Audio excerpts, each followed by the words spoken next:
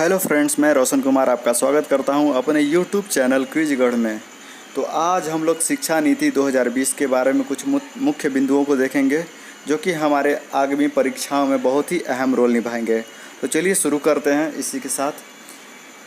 New education policy यानी new शिक्षा नीति 2020।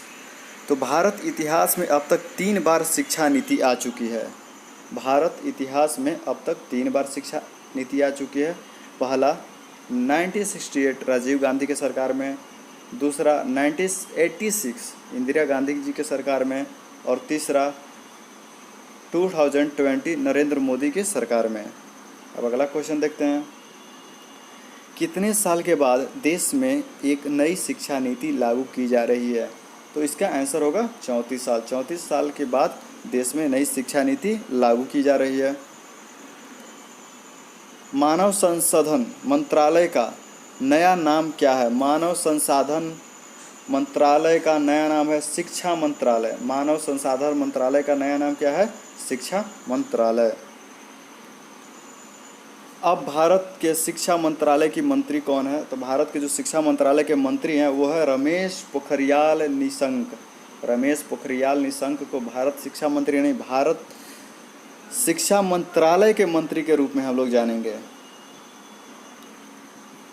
किसकी अध्यक्षता में विशेषज्ञों की एक समिति ने नई शिक्षा नीति 2020 का मसौदा तैयार किया? तो ये हैं कस्तूरंगन, जो कि इसरो के प्रमुख हैं, डॉक्टर के कस्तूरंगन। इनके अगुवाई में नई शिक्षा नीति 2020 का मसौदा तैयार किया गया है। नई शिक्षा नीति में किस क्लास तक मातृभाषा स्थानीय क्षेत्रीय भाषा में पढ़ाई का माध्यम रखने की बात की गई है? तो जो नई शिक्षा नीति में किस क्लास तक मातृभाषा स्थानीय क्षेत्रीय भाषा में पढ़ाई का माध्यम रखी गई है? तो 5वीं क्लास तक। 5वीं क्लास तक हम जिस क्षेत्र से हैं उस क्षेत्रीय भाषा में हमें पढ़ाई जाएगी। अब ये देखिए, ये क्वेश्चन मैंने स्पेशल आपके लिए इसमें डाला है। विदेशी सभाओं की पढ़ाई किस लेवल से होगी? इसका आंसर आप देंगे। इसका आंसर जो है आप कमेंट बॉक्स में इसका आंसर आप सेंड करें। अगला देखते हैं। सेकेंडरी लेवल इस साल तक स्कूल शिक्षा में 100% ग्रॉस इनरोलमेंट रेशियो के साथ माध्यमिक स्तर एवं एजुकेशन ऑफ ऑल का लक्ष्य रखा गया है। सेकेंडरी लेवल में किस साल तक, किस, यहाँ पर लिखिए सेकेंडरी लेवल में किस सेकेंडरी लेवल में किस साल तक स्कूल शिक्षा में 100% ग्रॉस एनरोलमेंट रेशियो के साथ माध्यमिक स्तर का एजुकेशन ऑफ ऑल का लक्ष्य रखा गया है? तो हो जाएगा 2030 तक। यहाँ भी कर लीजिएगा, किस कर लीजिएगा, किस नहीं कीजिएगा, यहाँ पे किस कर लीजिएगा। किस साल तक उच्च शिक्षा में 50% ग्रॉस इनरोलमेंट रेशियो पहुंचाने का लक्ष्य रखा गया? तो वो है 2035 तक। किस साल तक उच्च शिक्षा में 50% ग्रॉस इनरोलमेंट रेशियो पहुंचाने का लक्ष्य रखा गया है? तो 2035 तक। जीडीपी का कितना प्रतिशत भाग शिक्षा में लगाने का लक्ष्य रखा गया है? जो अभी 4.3% है। तो जीडीपी का कितना प्रतिशत भाग शिक्षा में यहाँ शिक्षा कर लिए, शिक्षा में लगाने का लक्ष्य रखा गया है, जो अभी 4.3% है। तो 6% भाग जो है वो शिक्षा में लगाने की बात की गई है। किस क्लास से वोकेशनल कोर्स की शुरुआत की जाएगी? तो 6ठी क्लास से वोकेशनल कोर्स की शुरुआत की जाएगी, यानी कोडिंग की पढ़ाई 6ठी क्लास से होगी, वोकेशनल कोर्स 6ठी क्लास से होंगे। नई शिक्षा नीति में किस कोर्स को खत्म कर दिया गया था? एमफिल, इसको आप याद रखिएगा कि नई शिक्षा योग में एमफिल को खत्म कर दिया गया है। कांटा लगा, नई शिक्षा नीति में एमफिल कोर्स को कांटा लगा दिया गया है। इस पे कांटा लगा दीजिए। नई शिक्षा नीति के अनुसार अब पीएचडी करने के लिए क्या अनिवार्य कर दिया गया है? तो तो भैया अब पीएचडी करने के लिए हम लोगों को 4 साल स्नातक डिग्री लेनी पड़ेगी। जो 1 साल करके छोड़ेंगे उनको भी डिग्री मिलेगी, 2 साल वाले को डिप्लोमा मिल जाएगी, 3 साल वाले को ग्रेजुएशन मिल जाएगी, 4 साल वाले को पीएचडी मिल जाएगी। तो भैया डॉक्टर लगा लो, 4 साल तक कर लो ग्रेजुएशन। नई शिक्षा नीति के अनुसार और स्नातक किस वर्ष तक कर दी गई है? तो भैया मैंने अभी ही बताया कि 4 साल तक कर दी गई है। चलिए इसी के साथ हम लोग आगे कुछ और महत्वपूर्ण। केंद्र सरकार ने राष्ट्रीय शिक्षा नीति 2020 नेशनल एजुकेशन पॉलिसी 2020 को मंजूरी दी है।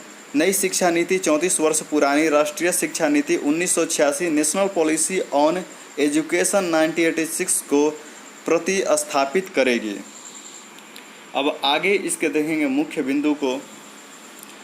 राष्ट्रीय शिक्षा नीति 2020 में शिक्षा की पहुंच, समानता, गुणवत्ता व अन्य शिक्षा और उत्तरदायित्व जैसे मुद्दों पर विशेष ध्यान दिया गया है। नई शिक्षा नीति के निर्माण के लिए जून 2017 में पूर्व इसरो ISRO प्रमुख डॉक्टर के कस्तूरीरंगन की अध्यक्षता में एक समिति का गठन किया गया था। इस समिति में मई 2019 में राष्ट्रीय शिक्षा नीति का समझौता प्रस्तुत किया था।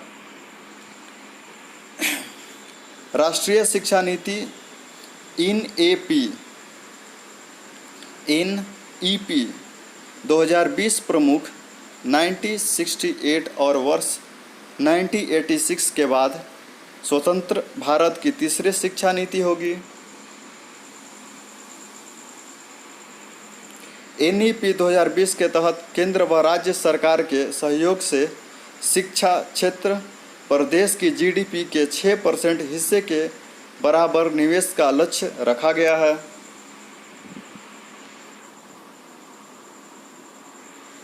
नई शिक्षा नीति के वर्तमान में सक्रिय 10+2 शैक्षिक मॉडल के स्थान पर शैक्षिक पाठ्यक्रम को 5+3+3+4 प्रणाली के आधार पर विभाजित करने की बात की गई है।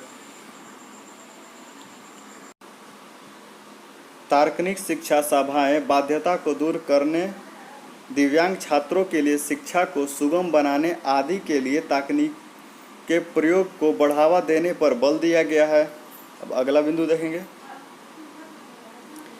इस शिक्षा नीति में छात्र में रचनात्मक सोच, तार्किक निर्णय और नवाचार की भावना को प्रोत्साहित करने पर बल दिया गया है।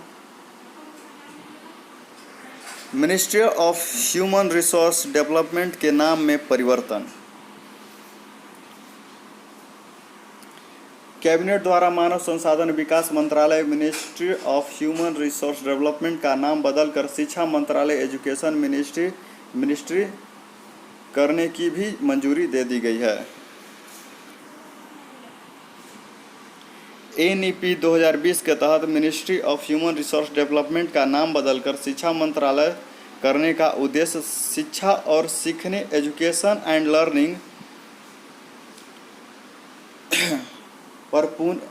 पर अधिक ध्यान आकर्षित करना है। 3 वर्ष से 8 वर्ष की आयु के बच्चों के लिए शैक्षिक पाठ्यक्रम का 2 समूह में विभाजित। 3 वर्ष से 6 वर्ष की आयु के बच्चों के लिए आंगनबाड़ी, बाल वाटिका, प्री स्कूल के माध्यम से मुक्त, सुरक्षित और गुणवत्तापूर्ण प्रारंभिक बाल अवस्था देखभाल और शिक्षा, child education, care and education का उपलब्धता सुनिश्चित करना है। 6 से 8 वर्ष तक के बच्चों के लिए प्राथमिक विद्यालय में कक्षा 1-2 में शिक्षा प्रदान की जाएगी। प्रारंभिक शिक्षा को बहुस्तरीय खेल और गतिविधियों अधिक आधारित बनाने की प्राथमिकता दी जाएगी। जो शुरुआती शिक्षा होगी उसमें ज़्यादातर खेल कूद को प्रोत्साहित किया जाएगा, यानी खेल कूद को ज़्यादा महत्व दिया जाएगा, जो कि 6 से 8 वर्ष के बच्चों के लिए है। ECCE से जुड़े योजनाओं का निर्माण और क्रियान्वयन केंद्रीय मानव संसाधन विकास मंत्रालय, महिला एवं बाल विकास मंत्रालय, स्वास्थ्य एवं परिवार कल्याण मंत्रालय व जनजातियों कार्यालय मंत्रालय के साझा सहयोग से किया जाएगा।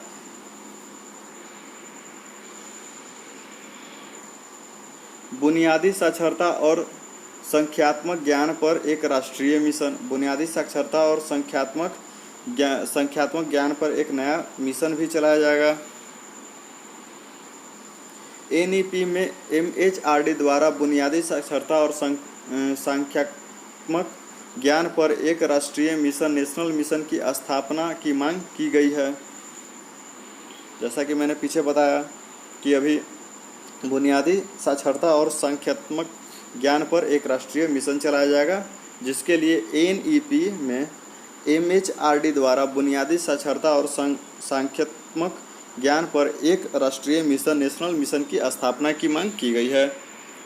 राज्य सरकार द्वारा वर्ष 2025 तक प्राथमिक विद्यालयों में तथा में कक्षा 3 तक के सभी बच्चों में बुनियादी साक्षरता और संख्यात्मक ज्ञान प्राप्त करने हेतु इस मिशन के क्रियान्वित की योजना तैयार की गई है। अब भाषा विविधता में देखेंगे कि भाषा विविधता को बढ़ाने और संरक्षण करने के लिए क्या क्या बिंदुएं बनाई गई है, क्या क्या मुख्य बातें हैं। तो एनईपी 2020 में कक्षा 5 तक की शिक्षा में मात्र एक भाषा स्थानीय क्षेत्रीय भाषा को अध्यापक के माध्यम के रूप में अपनाने पर बल दिया गया है। साथ ही इस नीति में मातृभाषा को कक्षा 8 और आगे की शिक्षा के लिए प्राथमिक देने का सुझाव दिया गया है। तो इसमें जो है एनईपी 2020 में कक्षा 5 तक की शिक्षा में मात्र एक भाषा स्थानीय क्षेत्रीय भाषा, जो क्षेत्रीय भाषा है, उस पर बल दिया गया है। और इसके साथ ही इस नीति में मातृभाषा को कक्षा 8 व आगे बढ़ाने के लिए शिक्षा के लिए प्राथमिकता देने का सुझाव भी दिया गया है। जो मातृभाषा है उसका उपयोग किया जाएगा कक्षा 5 तक, और 8 से आगे के लिए मातृभाषा का भी प्राथमिकता देने का सुझाव दिया गया है कि इसे हम आगे भी बढ़ा सकते हैं। स्कूल व अन्य उच्च शिक्षा में छात्राओं के लिए संस्कृत व अन्य प्राचीन भारतीय भाषाओं का विकल्प उपलब्ध होगा, परंतु किसी भी छात्र पर भाषा चुनाव की कोई बाध्यता नहीं होगी। स्कूल में जब उच्च शिक्षा में छात्राओं के लिए संस्कृत व अन्य प्राचीन भाषाओं का विकल्प दिया जाएगा, जिसमें इस पर कोई बलदेही या बलजोरी या चुनाव के लिए बाध्य का कोई विकल्प नहीं रहेगा, जिससे कि आप कहें कि नहीं, आपको अगर लेना है तो बायोलॉजी लो, आपको संस्कृत नहीं मिलेगा, या फिर हिंदी लेना चाहता है जो बच्चा उसको आप इंग्लिश देंगे। ऐसा कुछ भी नहीं। जिसको जो मन करेगा वो भाषा चयनित करेगा और उस भाषा से वो पढ़ सकता है। बाधिर छात्राओं के लिए राष्ट्रीय और राज्य स्तर पर पाठ्यक्रम सामग्री विकसित की जाएगी तथा भारतीय संकेत भाषा इंडियन साइन लैंग्वेज को पूरे देश में मानकृत किया जाएगा। अब यहाँ पर बाघिर छात्र जो हैं उनके लिए राष्ट्रीय और राज्य स्तर पर पाठ्यक्रम सामग्री विकसित की जाएगी तथा भारतीय संकेत भाषा इंडियन साइन लैंग्वेज को पूरे देश में मानकृत किया जाएगा। जो कि बोल नहीं सकते हैं, जो सुन नहीं सकते हैं, उनके लिए साइन लैंग्वेज का प्रोत्साहित किया जाएगा पूरे इंडिया में। एनईपी 2020 के तहत भारतीय भाषाओं के संरक्षण और विकास के लिए एक भारतीय अनुवाद और व्यक्ति संस्थान Indian institute of technology and interpretations IITI Farsi, Pali और प्रकृति के लिए राष्ट्रीय संस्था एवं संस्थान national institute of technicians of Parsi and Prakrit स्थापित करने के साथ साथ उच्च शिक्षा एवं स्थानों में भाषा विभाग को मजबूत बनाने एवं उच्च शिक्षा स्थानों में अध्यापक के माध्यम से रूप में मातृभाषा अस्थायी भाषा को बढ़ावा दी जाएगी। अब आगे देखते हैं। एनईपी 2020 में, यहाँ में कर लीजिएगा, यहाँ पर मैं नहीं, में कर लीजिएगा, एक ऐसे पाठ्यक्रम और अध्यापक प्रणाली विधि के विकास पर बल दिया गया है, जिसके तहत पाठ्यक्रम को बोझ को कम करते हुए छात्रों में 21वीं सदी के कौशल के विकास, अनुभव आधारित शिक्षा और तार्किक चिंता को प्रोत्साहित करने पर विशेष ध्यान दिया गया है। इस नीति में प्रस्तावित सुधार के अनुसार कला और विज्ञान, व्यावसायिक तथा शैक्षणिक विषयों पर पाठ्यक्रम व पाठ्येतर गतिविधियों के बीच बहुत अधिक अंतर नहीं होगा। कक्षा 6 से ही शैक्षिक पाठ्यक्रम में व्यावसायिक शिक्षकों को शामिल कर दिया जाएगा और इसमें इंटर्नशिप की व्यवस्था भी दी जाएगी। जैसा कि हम लोग जानते हैं, कोडिंग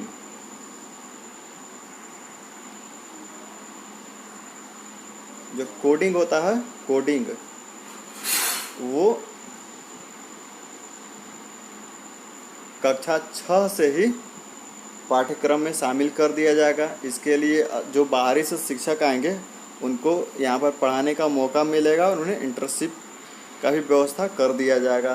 कोडिंग होता है, जैसे आप कोई भी गाड़ी बनाते हैं, गेम बनाते हैं, उसमें कोडिंग का बहुत अहम रोल होता है। राष्ट्रीय शैक्षिक अनुसंधान और प्रशिक्षण परिषद, national council of education research and training NCERT द्वारा स्कूली शिक्षा के लिए राष्ट्रीय पाठ्यक्रम रूपरेखा NCFSE 2021 तैयार की जाएगी। चलिए दोस्तों, इसी के साथ हम पहला पार्ट को समाप्त करते हैं। अगर अच्छा लगे तो कमेंट करके बताइएगा, मैं अगला पार्ट ज़रूर लाऊंगा आपके लिए। अच्छा लगे तो लाइक कीजिए, शेयर कीजिए, सब्सक्राइब कीजिए। धन्यवाद।